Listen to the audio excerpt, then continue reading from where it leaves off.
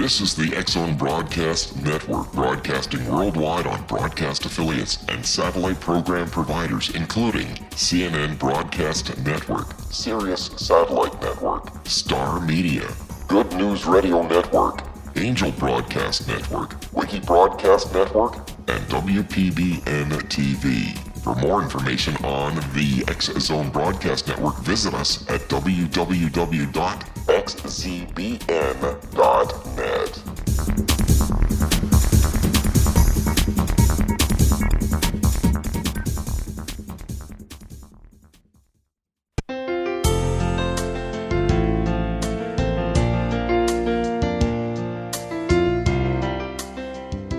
Hi, everybody. Thank you so much for joining us today. If your stress is a mess, you definitely need to listen to this show.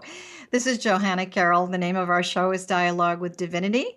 And I'm so happy today to have who I call the rock star of recovery, Lucinda Bassett. She's a preeminent spokesperson for the management and wellness techniques of life and overcoming anxiety and depression. She is the author of the national bestseller, From Panic to Power, where she provides an intimate first-person account of her own personal struggle and triumph over anxiety and depression. So, Lucinda, welcome. It's so nice to have you on our show. Thanks for joining us. Thanks, Johanna. It's a pleasure to be here. So, the old spiritual adage, heal or heal thyself. So obviously there's an aspect of you as a wonderful author of many books and working with millions of people around the world that you had to come to a place that you did have to heal an aspect of anxiety for yourself. Can you share a little bit about that with our audience? Sure. So I'm at the ripe young age of 60 now, which is hard to believe. But when I was in my early 20s, I had severe panic attacks and anxiety, and it turned into agoraphobia, which means that you end up avoiding things such as flying or driving or socializing because your anxiety becomes so overwhelming that you become afraid that you're going to have that anxiety out in public and that you're going to embarrass yourself. So I became pretty agoraphobic, and as a result, flying was difficult. I couldn't drive more than 3 miles from my home. I began to think that I was going crazy and losing my mind, which is very common. And I really struggled silently because I just didn't want anyone to know that I had these hidden fears. I mean, simple things like taking a bus or, if you were on a tour or getting on a boat, that didn't have a bathroom. So it really controls your life. Yeah. So how long did this actually, I want to say paralyze you on some level? How long did you experience this? Well, it started manifesting when I was about 15 and lasted until I was about 25, so 10 years. And so your way out of this? Well, that's another 2 shows. But in brief, I started reading books by this woman named Claire Weeks. And she was, I have to apologize. My power just went out today. So all of a sudden there's all this craziness, but I just wanted to share that with you. It's giving me a little bit of anxiety, but if you hear noises, that's what it's about. But okay, anyway. No problem. So I went through a self-help regimen. I ended up going out, and there wasn't much out there when I had anxiety and panic disorder. And I remember going to a psychiatrist and trying to describe what I was experiencing. And he just ended up putting me in a group, and he said, well, there's not a lot we can do for that, and tried to put me on an antidepressant, which made me substantially worse. And then one day I was watching Oprah, and there was a woman on talking about anxiety and panic disorder, and I thought, oh my gosh, that's me, very much like we're doing today. And I self-diagnosed my condition, and I went out searching for help and answers. And there really wasn't a lot out there, 20 years ago. And so I started this long road to recovery, and it really involved changing the way that I chose to be affected by what's going on in my life around me, and being less of a reactor and more proactive in my life, and learning how to talk to myself in a way that's more calming. And that led to this program that I created that's helped over 1 million people with anxiety and depression. So I know that in metaphysics, I always refer to this now as the age of ascension, and you refer to it as the age of anxiety. Can you talk about that a little bit, please?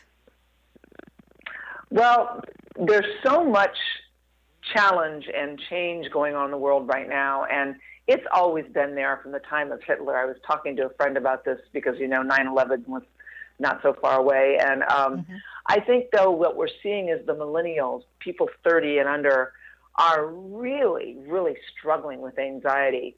And there's so much pressure and there's so much stimulation. And in our generation, there weren't cell phones. I hate to admit it, but it's the way it was.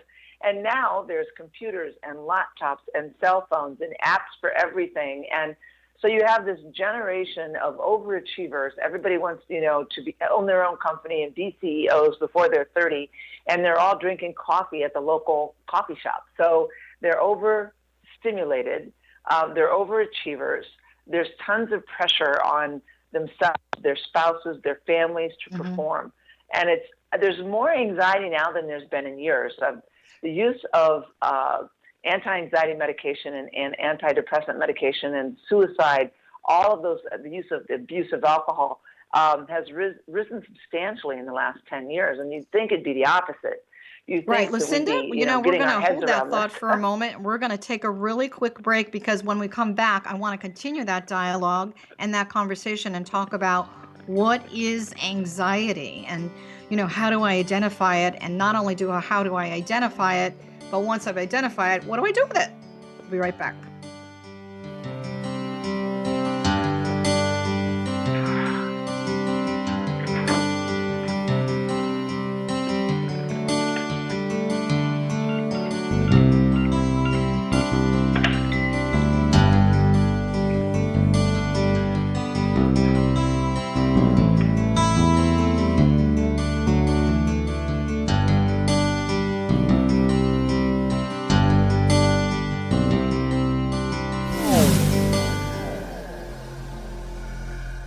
This is Kevin Randall. For nearly 30 years, I have been investigating the case of the Roswell UFO. I have interviewed hundreds of people and stood on the crash site. Now in Roswell in the 21st century, I have reviewed dozens of hours of audio and videotaped interviews, examined hundreds of files that relate to the crash, and have returned to Roswell in an attempt to put all that information into the proper perspective. For the first time in Roswell in the 21st century, I have made a dispassionate reevaluation of all that material and provide a new look at what happened.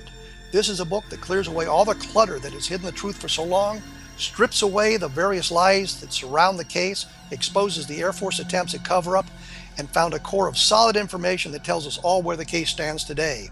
Roswell in the 21st century will be available in just a few weeks. For more information, please visit my website at www.kevinrandall.blogspot.com.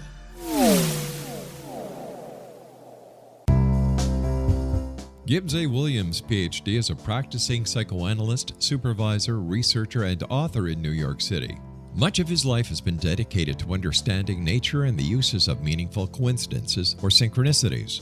His radical and original non-Jungian, non-mystical, non-magical theory of synchronicities illuminates much of the fog surrounding this challenging and perplexing topic.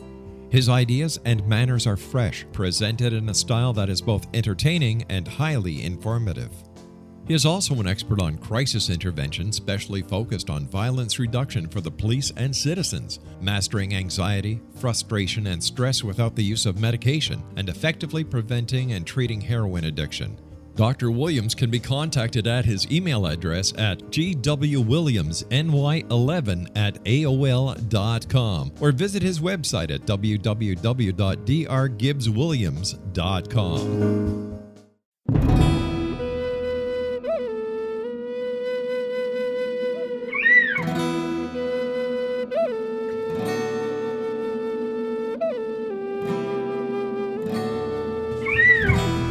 Shamanism is recognized as a method to access the quantum level. Mastery of shamanic skills puts spiritual information and healing power into your hands. Path Home Shamanic Art School, a bonded Colorado certified occupational school, has met rigorous state standards, ensuring its director and instructors have the qualifications to teach the shamanic arts. Path Home offers its certification program in blocks of study. Block 1, a 5-day intensive, will be held in the beautiful mountain town of Coaldale, Colorado, October 13th through 18th. Registration deadline is September 12th. Experience Journey Trance, Power Animals, Helping Spirits, Sacred Space, and Life Purpose. Come discover your power. Join me, Gwilda Wiyaka, in the magical world of shamanism. Call 303-775-3431 or visit findyourpathhome.com.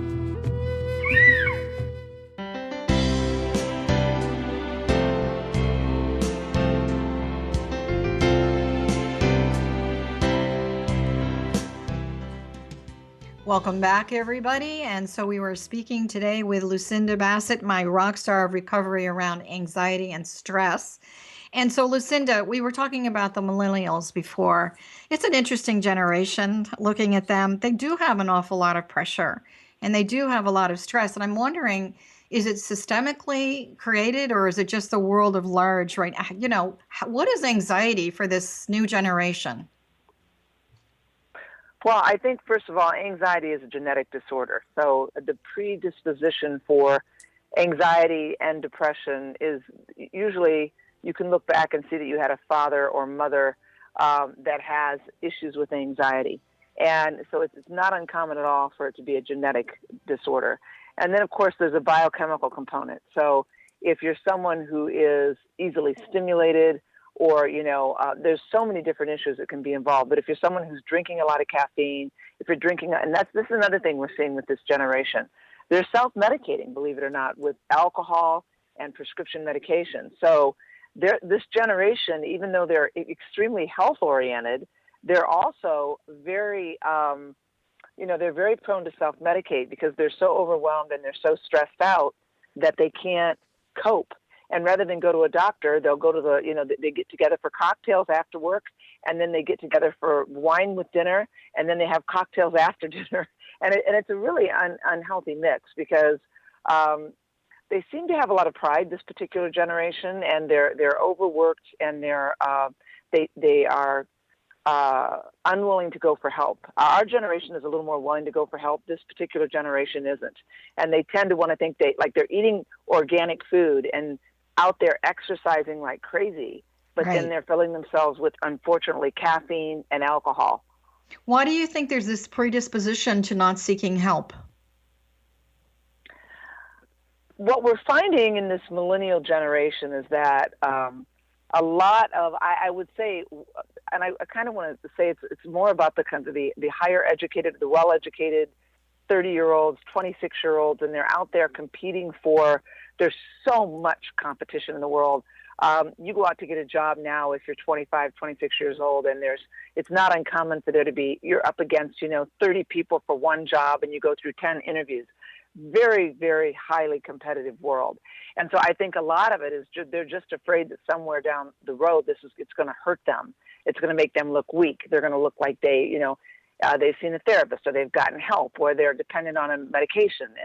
And so they're just very private, and they're more reluctant to seek help. They, as I said, it's just a generation of a strong need to be in control and to have this perception of being in control. It's really funny if you go to these meetings with some of these people. I do a lot of seminars for people with anxiety and depression and stress, and this generation tends to put on a persona that no matter what happens, they're always calm, always together, always got everything handled. And you and I both know no one has that kind of life. We all have stress. We all have I want to anxiety. share something with you. First of all, I remember one of my father's favorite saying is, your mother's not happy unless she's worrying about something. And I think that my mother was a worrier, but I never saw a lot of anxiety. I never saw extreme behavior. So I think sort of, we've evolved from worrying to being actively concerned to being like overly stressed. I was reading an article the other day that said the number one cause of stress for a lot of people is the workplace. And so, are there unrealistic pressures that corporate America and just, the world at large, the world of work at large is putting on society? Too many expectations. Well, I think that, and if we go back to any generation, but it's so funny because our generation, I'm speaking of I'm 60. It is the new 50. It's like we can't even retire comfortably at 60 anymore. It's unfortunate, but so many people can't afford to retire at 60, and it's just, and you see all these 60-year-olds out there working now, where they used to retire 60, 65 years old. People aren't doing that. They're going back to work. They're reinventing themselves. It's not necessarily a bad thing, but the pressure to retire is different than it used to be. And people live bigger lives than they used to. Everybody's got 2 cars and 3 TVs and 2 computers. And there's this keeping up with the Joneses now, because just for example, if you have a 25-year-old or a 23-year-old, go on Facebook. Everyone's Facebook, when they're 30 years old, shows them in Europe and in fancy cars and on great vacations. And so people look at that, and there's a perception that, oh, Mary Smith, who graduated from college with me 3 years ago, is in, Rome. I should be in Rome. So there's this whole social media pressure that didn't exist when we were growing up, or we were 20, Right. that's now out there in such a big way that no matter what you do, you're not big enough, you're not successful enough, you don't have enough pictures on Facebook, you're not, there's Twitter, there's Instagram, there's just all these ways of showing off, and, LinkedIn, and the pressure to be somebody, the pressure to be successful is huge for this generation, this 30-somethings and under. And I it's think this rolling over also, into but even for our generation, for many generations. I mean, Right. I'm looking at people that, are retired and are traveling. And then there's this whole other part of the, segment of our generation that's really not able to do that, or someone in their 50s that would like to retire, and, they've got to commit for another 20 years or so. And even if they're not, has social media itself added to the anxiety of creating unrealistic standards for all generations to live by? There's almost this sense of it's never enough, it's never enough. And of course, in the United States right now, we have the additional stress of politically what's going on. It's a very divisive energy in our society right now. So there's this real frenetic energy. I mean, I see it myself on the freeway, people rushing, people talking on cell phones, people not being present in the moment. So if you've got Right. this constant state of anxiety, and yet there is, from my perspective, with all the phone calls that I've been receiving over the last 30 years, there still is a very quiet, private desire to move away from that and not to have stress be a mess and overwhelming their lives. So, do you think it's a whole consciousness shift movement? What's really going on here? Unfortunately, I think that stress, and I just loved everything you said. I mean, stress is an addiction. And I think what's happened in the time that we're in, 2016, we're so overstimulated that people are not, like you just said, in the moment. I do a seminar called In the Moment. And that's one of the biggest struggles that people have, is learning how to be comfortable being alone, or being in the moment, or sitting in silence. Simple little things that our parents did pretty well. This generation, and even our generation, we can't do it because we're not used to sitting in silence. We get on the computer, or we turn the TV on. And as you just said so beautifully, you go into any restaurant, you sit around, everybody's on their cell phones. They can't even sit by themselves at a restaurant or sit at a table with their spouse. How many times you look over and you see a couple at a table and they're both on their cell phones? It's the most ridiculous thing I've ever seen. And so what we're doing is we're running, spinning, going to the gym, or going to the coffee shop, or gone out to dinner, or doing anything we can to keep ourselves busy, because we're all scared to death to live in the moment. And this election is so disturbing for everyone. That's the other thing. Right now, anything that happens in the world, it's in our living room in a matter of seconds. It's like, and I'm not sure where your timing is going to be with this, but just Hillary Clinton falling down the other day. I mean, everybody's talking about that. It's like everything that happens in a nanosecond, and you see it on your phone or your TV or your computer. Everything that's happening in the world, in Europe, the terrorism, it's just so big because it's in front of us all the time. And I don't think anybody feels safe. And we're all sitting back going, what's going to happen with this next election? What's it going to do to the economy? Who really can run this country? What's going on in Europe? Is it safe to travel? You plan a vacation and there's a terrorist attack somewhere near where you want to go. And you feel horrible for the people in Europe. You feel horrible for the people here. There's just of uncertainty and insecurity in the world in general.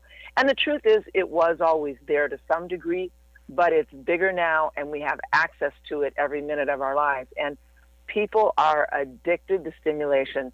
You know, when was the last time you saw someone who wasn't 80 years old sitting by themselves quietly and enjoying a park bench, or lying in the sun in the park, or, you know, I'm just really enjoying the moment. People struggle. They come to me. I have to say, the most interesting demographic I've been working with in my coaching calls for anxiety is men in their 50s. Interesting. Why is that, do you think? Because I think that 50s happens to be the new 60s, and I think men in their 50s feel like they're in their 40s, and they're approaching retirement, and they're scared, and men's identity is so wrapped up in their income and their job, and they're in their 50s thinking, what's next for me? You know, my father went off and retired and played golf, and my mom and dad rented a mobile home or a motor home and traveled around the world, whatever. You know, and these men in their 50s don't want to do that, you know. They have more energy. They're taking supplements. There's some things that aren't so good for them, human growth hormone. I'm just seeing that, you know, men in their 50s are really struggling with what the next segment of their life is all about. They don't want to retire. They don't even know what retirement, they're afraid of retiring. You know, there's a great master who, it's a quote that I go back to all the time. See the beauty of the moment and let the future take care of itself. And, you know, it's like, oh, yeah, okay, well, you know, I've got to pay the bills next week, that kind of thing. But the reality is, I wonder Right. if all of this goes back to sort of the, without sounding overly religious, the battle of the light and the dark, of, you know, fear dragging everyone down by its heels, when light has the ability, as far as a term of, you know, consciousness, to lift us up to a lighter and a happier place. But is the whole, it kind of goes back to the concept of, when is it enough? When is it enough? Because I think when we get to that place when it is enough, we can relax a little, we can breathe a little, and maybe we're not saying, I need to do this, I need to do this, I need to accomplish this, I need to have more, I need to have the bigger house. Because it always fascinates me, and maybe it's because, you know, I'm in my 60s too. It's also that concept that when you're younger, you're acquiring and you're building and you're gathering, and, you know, you're trying to be successful and reach the top of the mountaintop. And then you get to a certain age where you're pretty tired of it all, and you say, okay, so now I'm gonna dial it down, I'm gonna slow down. And yet what I'm hearing you say is, in terms of people that are coming to you, the slowdown is not happening. So there's going to be a burnout at some point in time. However, I also know that beyond the burnout, you know, there are solutions. You obviously found them for yourself. For me, you know, I jumped ship. I left corporate America and devoted myself to a mission that's tremendously fulfilling. And so the way we all handle stress, as you said, but I want to go back to the statement, it's biochemical. And I think that, you know, I really want to talk about the solutions to this biochemical addiction that seems to be extremely prevalent, not just in the United States, but the world at large. You know, there's like this big push on everybody to hold us down. You know, is that, you know, intentional? How do we work with it on an individual basis? So one tool that I do want to give people that are listening right now is, and I'm sure Lucinda will support this in her solutions, is to take a look at what really belongs to you on a personal level that you really in the moment have to deal with. To take a look at what belongs to the universe and the world that, quite frankly, on some level, you really do not have control of, and what belongs to someone else. And we will be right back.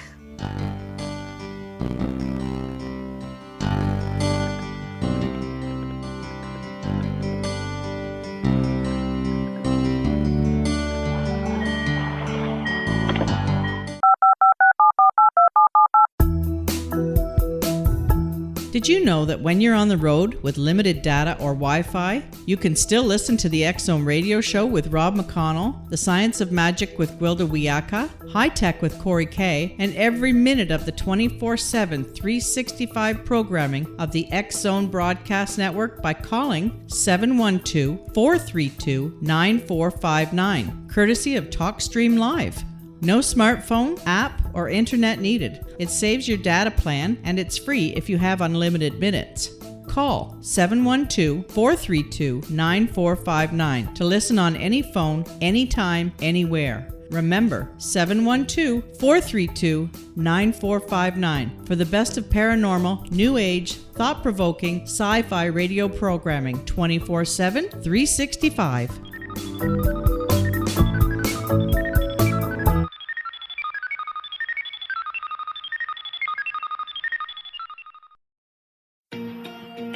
Wouldn't you love to know the secret to everything? Well then, meet Dr. Kimberly McGeorge and her cutting-edge breakthrough knowledge that combines science with possibility. Dr. Kimberly brings real-life answers and healing to those open to alternative solutions. She teaches solution-based programs and classes that will change all areas of your life forever. Specializing in conscious creation, intuitive readings, and energy medicine, you can rapidly shift health, relationships, business, and money and abundance challenges quickly. Receive her best-selling book, Secret to Everything, at no cost by going to secrettoeverything.com/X-Zone. That's right, transformation can start now. Just go to secrettoeverything.com/X-Zone and receive Dr. Kimberly's book for free.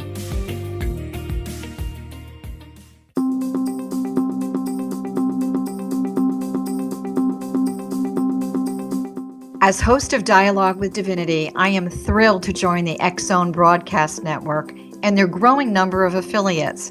My quest for a connection to the divine ignited my successful career path as an international spiritual counselor for over 40 years, an author of 4 books, and well-known metaphysical educator. My clients call me their spiritual mama. So my job is to offer you a radio show to help you grow spiritually with wisdom and get specific tools from guests who are experts in their field. Tune in to Dialogue with Divinity and be part of the conversation with Spirit. My goal, your happy soul. For more information, please visit my website at johannacarroll.com.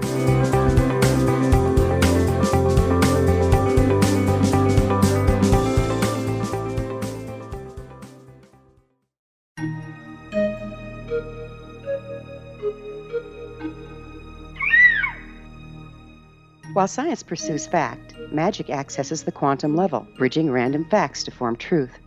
As long as science and magic remain separate and polarized, the truth cannot be known. I'm Gwilda Wiyaka. Join me on the Science of Magic radio program, dedicated to unification and evolution of consciousness. During each episode, I'll be speaking with experienced and respected scientists and mystics. From astrologers to astronomers, from medical doctors to shaman, the scientific method to dowsing and intuition, we'll weave together information from seemingly divergent practices to promote unity and enlightenment. Join me, Gwilda Wiyaka, and the Science of Magic right here on the Mutual Broadcast Network. For more information, visit www.thescienceofmagic.net.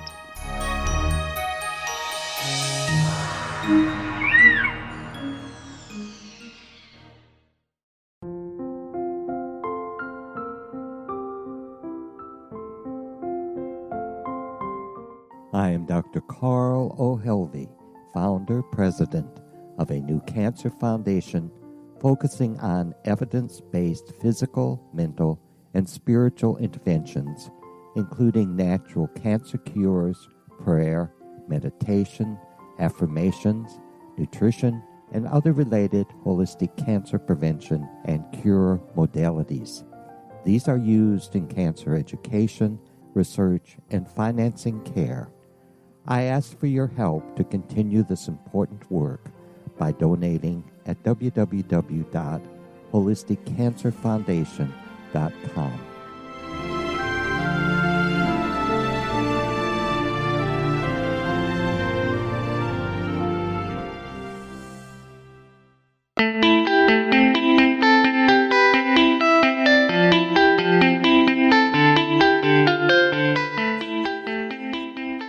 Hi, everybody, and welcome back. We are here today with Lucinda Bassett, our expert and rock star of helping people with anxiety and depression. So before the break, we were talking about this whole concept of a genetic deposition, and just, that this is really brain chemistry that we're talking about, and it's an addiction. And you think that it comes from genetics. So if you've got it programmed in your cells, Lucinda, there's got to be a way to deprogramming it with all this information and technology that we have today. In terms of the solution, okay, so we were talking about staying in the present moment, focusing on what belongs exclusively to me, letting the world on some level take care of itself.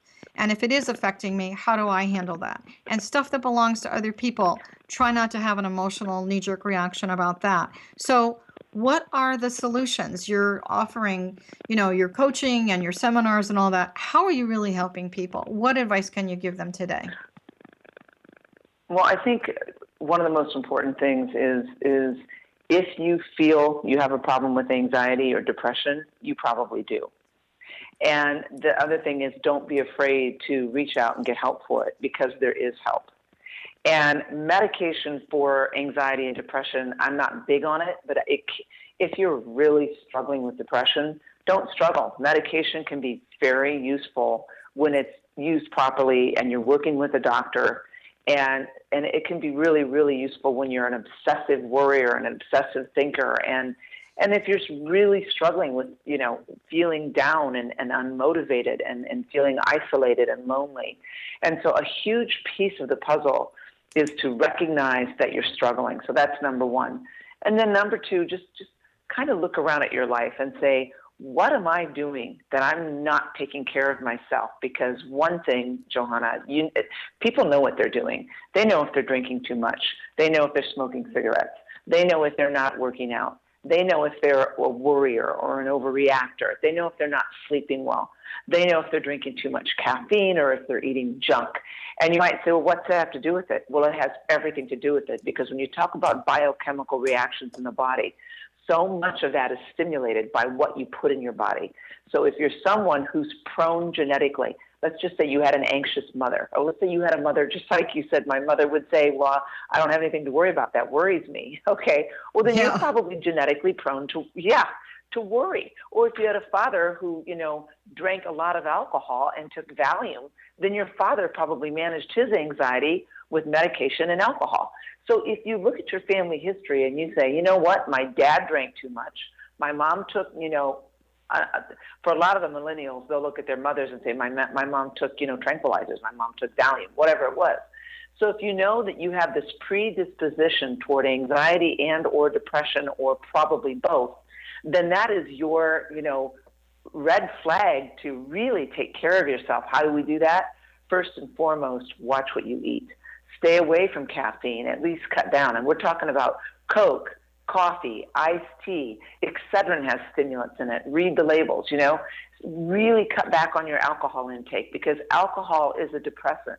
And It's going to make you feel crappy. It's really going to make you, if you're anxious, you're going to, you have a drinking problem when you stop drinking and you're anxious, because then that tells you you're using that alcohol as a way to sedate yourself when you're anxious. And a lot of people use alcohol in a social situation. And if you're drinking every day, you're probably drinking too much. If you think you have a drink, I would say, if you think you have a problem, if you're going, I wonder if I have a drinking problem. I wonder if I'm overweight.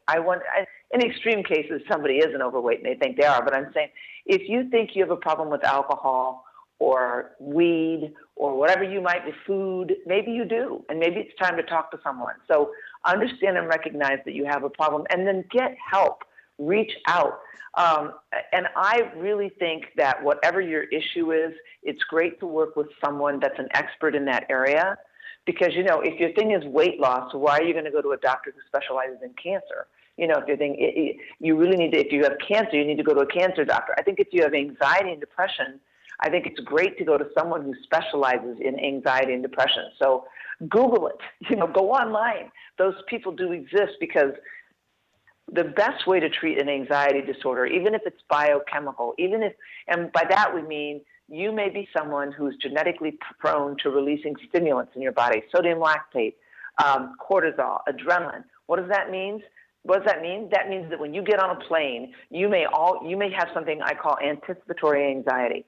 So before you even get on the plane, you're going, oh my gosh, what if there's turbulence? What if I get anxious on the flight? What if I can't sit still? Well, you've already released sodium lactate, adrenaline, and cortisol because you've scared yourself, It's the same thing, if it's driving or if it's getting up to speak in front of people or going out on a date. If you sit there and start what if thinking, what I like to do is say to these people, if you're an anxious personality type, yes, it may be a genetic predisposition, but you're also highly intelligent. You have a very, very vivid imagination. You're a creative thinker. You're a forward thinker. You're usually thinking, you're anticipating the future. You're very, very, you dissect everything. You need answers to things. And these aren't bad personality traits. In fact, if you could use these traits and put them outside of yourself, you could become a lawyer, a doctor, go back to school, be a great mom. But people with anxiety tend to internalize these traits, turn them on themselves and say, uh-oh, what's wrong with me? Why is my heart pounding so fast? Why do I feel so nervous right now? How am I going to get through this social situation? What if there's turbulence on this flight? What if this person doesn't like me? What if I don't meet my quota at work?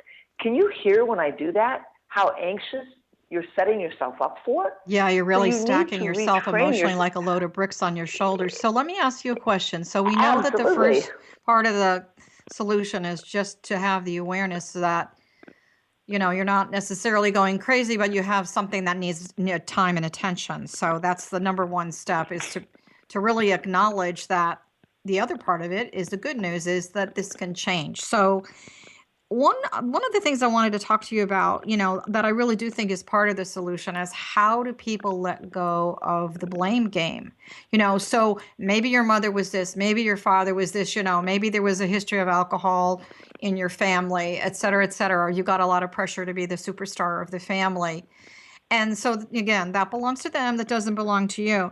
But I also am seeing a lot of people that really are trying to understand, just because my mother did this or my father did this, it doesn't mean that I have to replicate that. And it's like, oh my gosh, the light bulb went on. I don't have to be my parent. I don't have to carry on, the dance of dysfunction in my family. So is that more of a first step than the awareness that, I got to take care of myself? How does the blame game really help in all of this?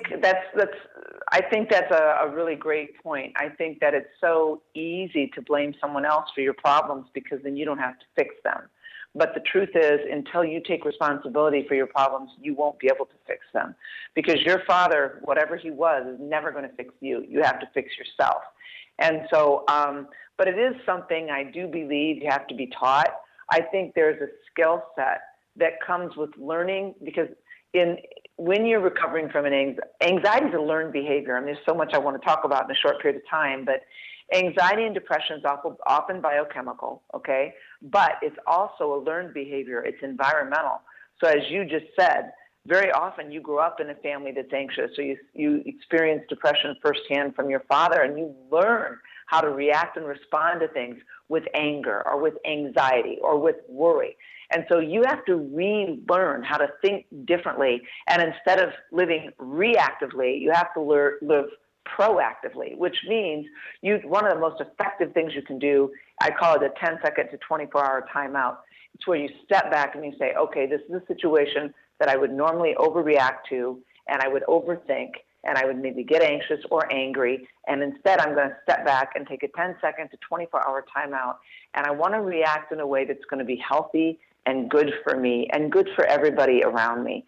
And that's a choice that you make in a split second. And that's a skill that needs to be learned, unfortunately, but it's very, very learnable.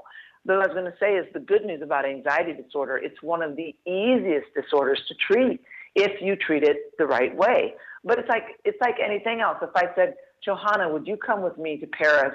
I'm going to be doing a seminar on anxiety, and would you be my translator and speak fluent French? I'll give you $10,000. What would you say? I'd say yes. I would say yes, even though my French is limited. So you asked me a direct question, Lucinda. I'm giving you a real answer. Good.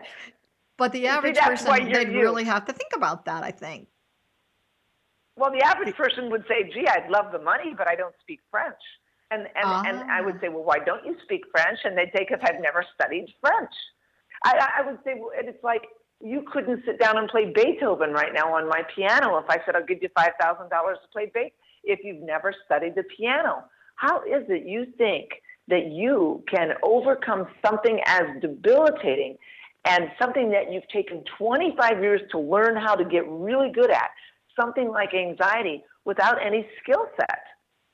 And that's why people flounder around like fish and run for the caffeine and the alcohol and, the religion, wherever they can find, because no one ever sat down with them and said, well, you were just going there. Okay, A, take responsibility for this. B, recognize it's anxiety and depression.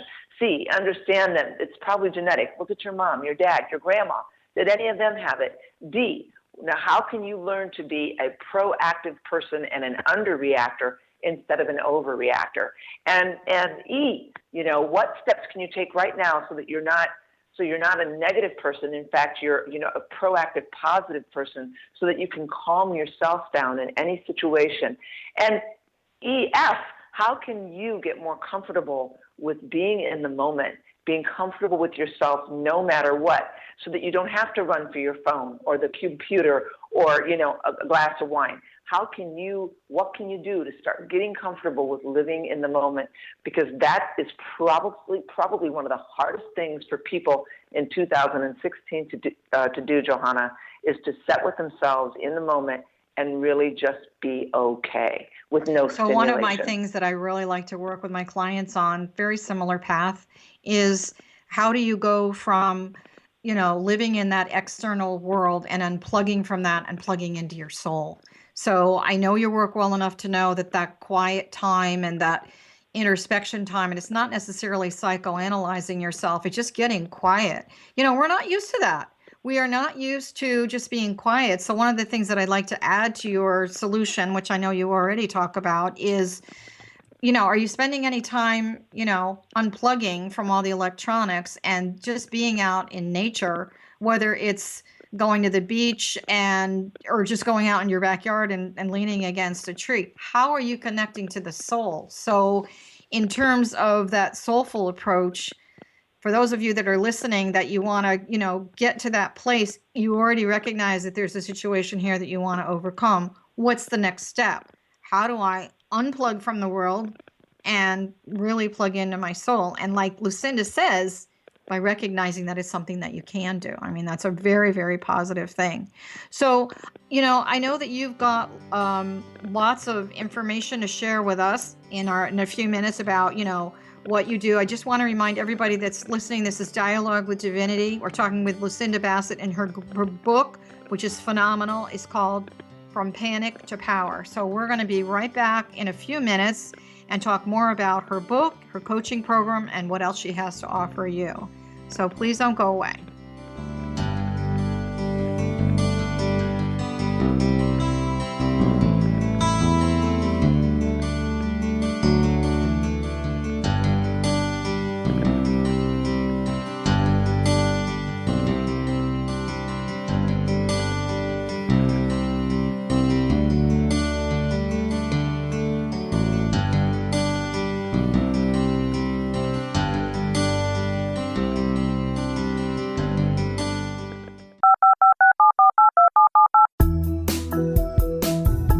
Did you know that when you're on the road with limited data or Wi-Fi, you can still listen to the X-Zone radio show with Rob McConnell, The Science of Magic with Gwilda Wiyaka, High Tech with Corey Kay, and every minute of the 24/7, 365 programming of the X-Zone Broadcast Network by calling 712-432-9459, courtesy of TalkStream Live.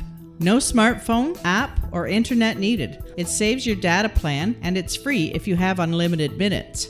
Call 712-432-9459 to listen on any phone, anytime, anywhere. Remember, 712-432-9459 for the best of paranormal, new age, thought-provoking, sci-fi radio programming 24/7, 365.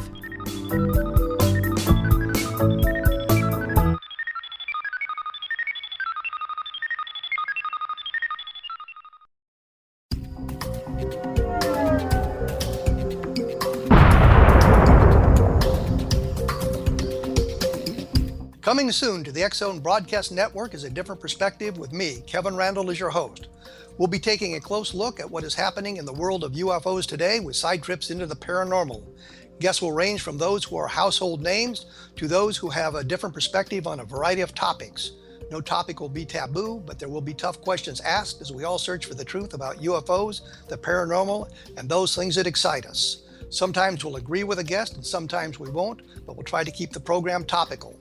For those of you who would like to read, be sure to visit www.kevinrandall.blogspot.com and remember to listen to the other fine programs on the X-Zone Broadcast Network at www.xzbn.net.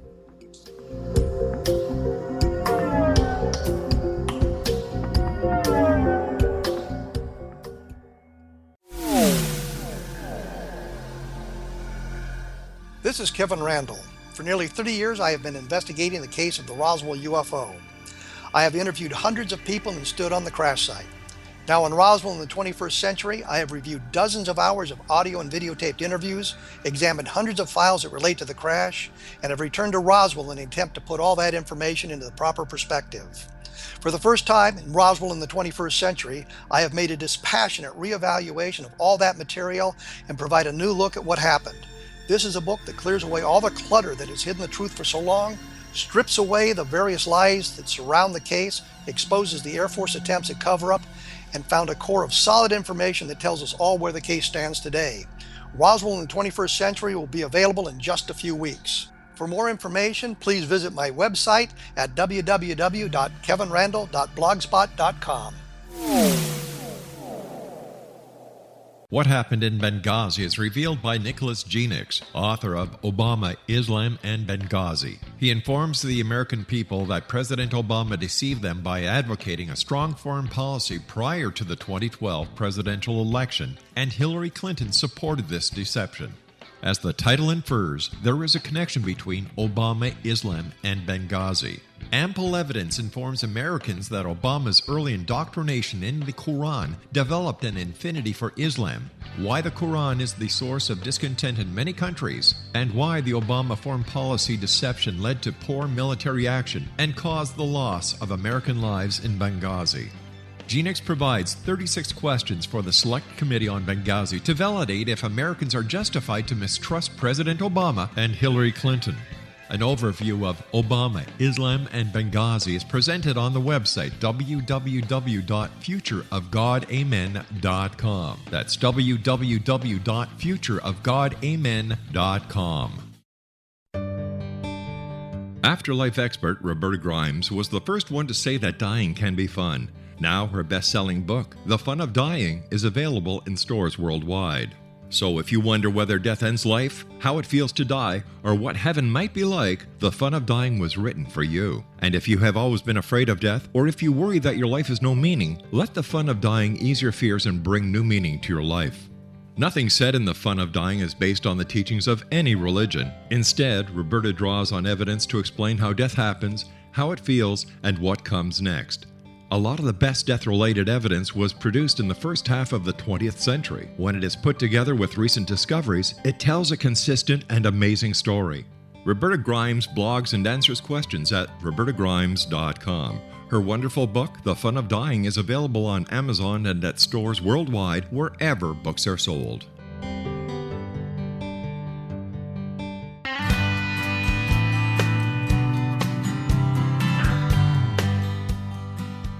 Okay, everybody, here we are back with Lucinda Bassett, our dream queen of depression, who's going to move you into an area of a lot of solutions. So we want to leave you on a high note filled with a lot of light. So Lucinda, first of all, I know you've got multiple books, but From Panic to Power, I mean, to me, it's like the Bible for anybody who's really reaching out for help, right? And they can find this book on Amazon.com. Right. Yep. And right. So, yes, correct. Mm-hmm. Besides your book and other books, by the way, she's got great information. And your website is? How would people get in touch with you directly? If you just go, the easiest thing is lucindahelps.com. It's all one, lucindahelps, HELPS.com will take you to my website. And there I offer, I coaching, and actually the program that I use is called The Solution, which is a book I wrote. And Right. and it's and you keep saying, what's the solution? What's the solution? And Your so I have a program is the 4-week solution. coaching program. Right. I mean, it's an option. I really love what I do. And one of the things I do, if you do go to lucindahelps.com, is I'm offering a free 10-minute call with me to see if Wow. it's something that you're interested in, and if you fit, and if you feel like you're a candidate, and if I feel like you're a candidate. So it's kind of That's fun. very So generous. So if you go you're to the looking to see website, if you're a yeah, match. That's wonderful. So you've right, got right, multiple books, and From Panic to Power. You've got your 4-week right. week coaching program, and she is generously Mm-hmm. offering you a 10-minute free call to see if you guys are a match. So in terms of, we kind of started out with heal or heal thyself, and I really feel that I want to honor you that this is a mission. Don't you think that this is a mission to really help all these kind of lost souls on the earth right now? And you see yourself going at it for a long time here, or coming up with new solutions. I think that the world keeps changing, and I think that there is as much stress and anxiety now as there has ever been before. And I think people absolutely need guidance, and they need people like you and I to help them calm down and slow down and understand that they are self-sabotaging.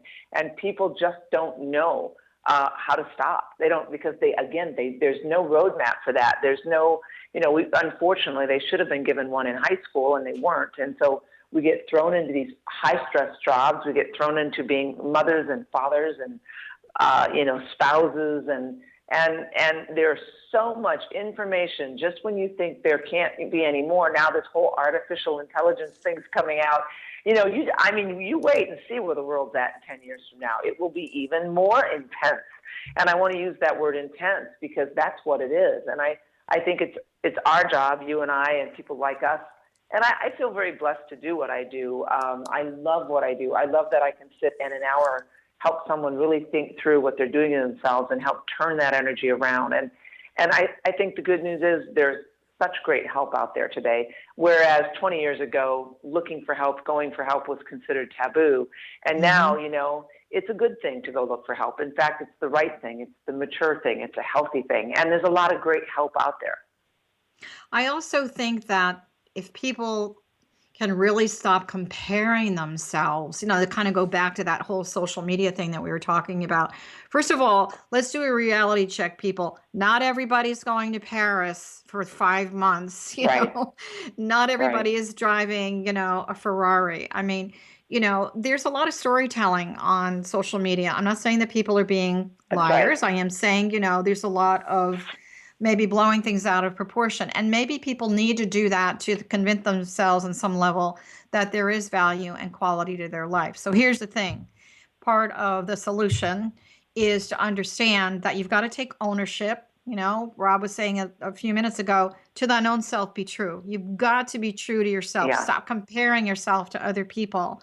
As far as anything that you should be reading, if you have any trepidation at all about, getting help and it's a no-no, start reading From Panic to Power.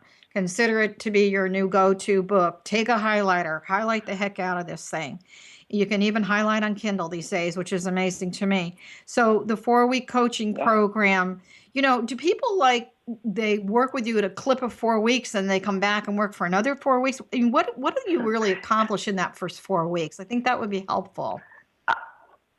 My new style is very much about setting your intentions, and I put it on a time frame.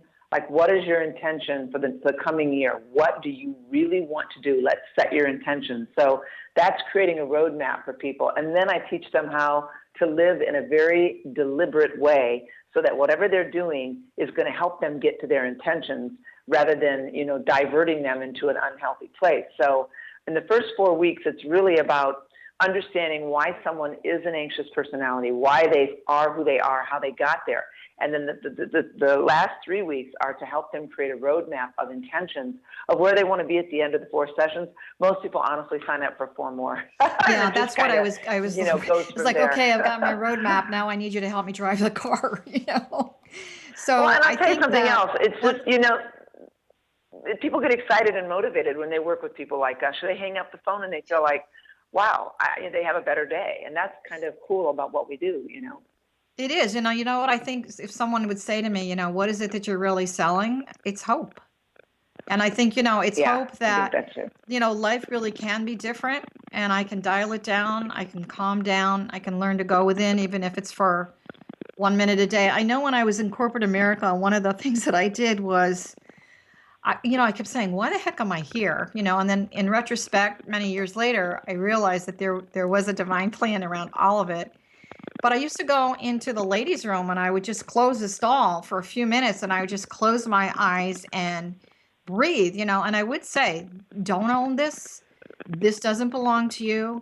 This is not yours, and even though it was like a quick moment and go back into the office, I just felt like there was a new me, there was a new me that showed up. And here's the other part. I never felt that I was walking back into that office alone because I do believe in the power of prayer. Yeah. And I do believe in the divine. And I do believe for all of you that are listening that you're not out there alone. Yes, there's people like myself and Lucinda and many other people who are really dedicated to helping people move through life with grace and ease. And so, if you are in a particular religion and there's a saint or someone that's valuable to you, or if you had a relative that died that you love, ask them to walk into that office with you every day. I mean, there's a lot of hypocrisy in the world right now, and there is a lot of stress. There's a lot of pressure to go and do. And Lucinda, I read an article that said we process as much information in one day as our grandparents did in their entire lifetime. I mean, that just blows me away. Oh, wow. Talk about the information Well, that's pretty, age. I haven't, I have not heard that. That's pretty, it's almost, like, really? That's pretty crazy. Well, think of tech. I mean, the computer for us technology, and all this yeah. technology stuff, is, it's when it really started happening the last, 10, 15 years ago. So I look at my grandparents, who died, many years ago. And I can't imagine how they would have handled something like this. And then I look at all of the new inventions and the things that they experience and multiply it times 1,000. So now I've got to take that mental information and file it away.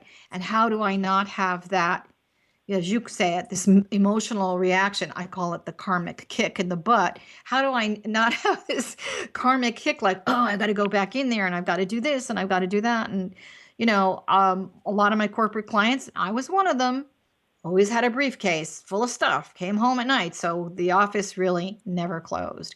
And so another thing that I think that people can really do is give yourself permission to close your office door. What does that mean in terms of another form of a solution? So we are definitely going to have you back again because I feel that we've just scratched the surface here of how we can really we have illuminate a lot of people for a better day and a better way. So I really and truly want to thank you. I'm going to chat a little bit about some of the things that I'm doing and we're offering here. So again, from Panic to Power, go to her website, Lucinda Helps, that's HELPS.com, Lucinda Bassett, and make sure you sign up for that 10-minute free call. She's giving you a real gem here. This is a real jewel, and we appreciate all the jewels that you shared with us today, Lucinda. So I'll talk to you soon. Thank you, and I'm sending your heart a really big hug. Okay, Thanks, so Johanna. for everybody Thanks for out having me. there, It was a pleasure. it's been a pleasure. We'll see you soon. So I wanted to share with everyone that's listening also, my latest book is called The Lost Art of Loving. And I want to tell you why I wrote this book, because I realized that emotionally, what we absorb in our cells and our body, our mind, and our spirit really affects everything that's going on in our life. So we're told that spiritually, this is sort of a metaphysical teaching here, that the earth is the only planet of emotion. It's the only planet of emotion. And this is why sometimes there's a lot of UFO curiosity about what are these crazy human beings doing anyway. So going back to The Lost Art of Loving, which you will find on Amazon.com, I decided, how can I really help people get to that place of self-care and self-love and serving their soul? So the book filled with lots of gems for you, and I hope that you'll take a look at that. And also, I will see you next time. This is Dialogue with Divinity. This is Johanna Carroll, and I'm sending you a big heart hug. Bye for now.